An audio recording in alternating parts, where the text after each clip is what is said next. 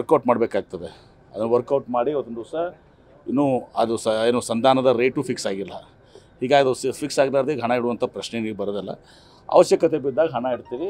ನಿರ್ಣಯನ ಮುಖ್ಯಮಂತ್ರಿಗಳು ಮಾಡಿದ್ದಾರೆ. 70,000 ಎಕರೆಗಳನ್ನ ಇವತ್ತು ಏನು ಮುಳುಗಡೆ ಆಗ್ತದೋ ಅದನ್ನು ತೆಗೆದುಕೊಳ್ಬೇಕಂತ ನಿರ್ಣಯನ ಹೋರಾಟಗಾರ ಎಲ್ಲರ ಜೊತೆಗೆ ಆಗಿದೆ. ಎಲ್ಲ ಫಾರ್ಮಾಲಿಟೀಸ್ ಕಂಪ್ಲೀಟ್ ಮಾಡ್ಬೇಕಂದ್ರೆ 3-4-5-6 ತಿಂಗಳು ಅದಕ್ಕೆ ಹೋಗ್ತದೆ ಮಿನಿಮಮ್. ನೋಡು ಅದನ್ನು ಎಲ್ಲನೂ ಕೂಡ ನಾನು ಈಗಾಗಲೇ KDPಯಲ್ಲೂ ಚರ್ಚೆ ಮಾಡಿದ್ದೀನಿ. ಈಗ ಮೊನ್ನೆನೂ ಕೂಡ ಹೇಳಿದ್ದೀನಿ. ಅವರಿಂದ ಏನಾದರೂ ತಪ್ಪಾಗಿದ್ದರೆ ಒಂದು ದಿವಸ ನಿರ್ದಾಕ್ಷಿಣ್ಯವಾಗಿ ಕ್ರಮ ಕೈಗೊಳ್ತೀವಿ. ಕೆಲವೊಂದು ನನಗೆ ಬೇರೆ ಬೇರೆ ಮಾಹಿತಿಗಳಿದ್ದಾವೆ. ಕೆಲವೊಂದು ಜಿಲ್ಲೆಯದೊಂದು ಅಲ್ಲಿಯ ಮಾನದಂಡಗಳು ಇಲ್ಲಿ ಮಾನದಂಡಗಳು ಬೇರೆ ಇತ್ತು, ಅಲ್ಲಿಯ ಸಿಚುವೇಶನ್ ಬೇರೆ ಇತ್ತು, ಇಲ್ಲಿನೂ ಸಿಚುವೇಶನ್ ಬೇರೆ ಇತ್ತು ಅಂಥೇಳಿ ಅದು ಯಾವುದಕ್ಕೂ ಕೂಡ ಇದರಲ್ಲಿ ಏನೋ ಮುಚ್ಚಿ ಇಲ್ಲ.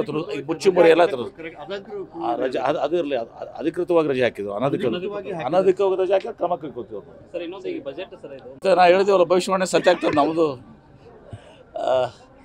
ಭಾರತ ತಂಡ ನಿಶ್ಚಿತವಾಗಿಯೂ ಕೂಡ ಗೆಲ್ತದೆ. ಒಳ್ಳೆ ಫಾರ್ಮ್ನಲ್ಲಿದೆ. ಅದರರ್ಥ ವಿರೋಧ ತಂಡಗಳು ಕೂಡ ಅವರು ಕೂಡ ತಮ್ಮ ಸ್ಪರ್ಧಾತ್ಮಕ ಮಾಡ್ತಾರೆ. ಕೆಲವೊಮ್ಮೆ ಯಾರು ಆ ದಿವಸ ಒಳ್ಳೆಯ ಆಟ ಆಡ್ತಾರೆ ಅದರ ಮೇಲೆ ಎಲ್ಲವೂ ಕೂಡ ಆಗಿರ್ತದೆ. ಹೀಗಾಗಿ ನಾನು ಭಾರತ ತಂಡಕ್ಕೆ ನಾನು ಶುಭವನ್ನು ಕೋರ್ತೇನೆ ಮತ್ತು ಭಾರತ ತಂಡ ಜಯಗಳಿಸ್ತದೆ ಅಂತಲೂ ಸಂಪೂರ್ಣವಾದಂಥ ವಿಶ್ವಾಸ ಇದೆ. ಎಲ್ಲರಿಗೂ ಕೊಟ್ಟಿದ್ದೀವಿ, ಎಲ್ಲ ವರ್ಗದ ಜನರಿಗೆ ಕೊಟ್ಟಿದ್ದೀವಿ. ಹಿಂದುಳಿದವ್ರಿಗೆ ಕೊಟ್ಟಿದ್ದೀವಿ, ದಲಿತರಿಗೆ ಕೊಟ್ಟಿದ್ದೀವಿ. 2Aದಲ್ಲಿ ಎಷ್ಟು ಜಾತಿ ಬರ್ತವೆ? ಹಾಲು ಮತದವ್ರು ಬರ್ತಾರೆ, ಬರಲ್ವಾ? ಉಪ್ಪಾರು ಬರ್ತಾರೆ, ತಳವಾರು ಬರ್ತಾರೆ. ಬರೀ ಮುಸ್ಲಿಮ್ದೇ ಯಾಕೆ ಕಾಣ್ತದೆ ನಿಮಗೆ? ನಿಮ್ಮ ಕನ್ನಡಿ ಏನದಲ್ಲ, ಆ ಹಳದಿ ಕಣ್ಣುಗಳದಾವೆ. ನಿಮ್ಮ ಉಳಿದವ್ರಿಗೆಲ್ಲ ಬರ್ತದಲ್ಲ, ಅದು ಹೇಳಲ್ಲ. ಅದೇ ಅವ್ರಿಗೆ ಸುಮ್ಮನೆ ಅದನ್ನು ಇದು ಮಾಡಬೇಕಲ್ಲ, ವಿರೋಧ ಮಾಡ್ಬೇಕಷ್ಟೇ. 4 ವರ್ಷ ಇವ್ರು ಏನು ಮಾಡಿದ್ರು ಎಲ್ಲ ಜಗತ್ತಿಗೆ ಗೊತ್ತಿಲ್ಲ.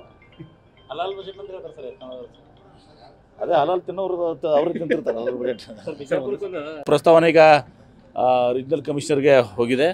ಈಗ ಬಂದಿದ್ರು ಎಲ್ಲನೂ ಕೂಡ ಅಂತ ಈಗಲೂ ಬಂದಿದ್ದಾರೆ. ಪ್ರಕಾಶ್ ರಾಠೋಡ್ ಬಂದು ಮಾತಾಡಿದ್ದಾರೆ, ಸುನಿಲ್ ಗೌಡರು ಮಾತಾಡಿದ್ದಾರೆ.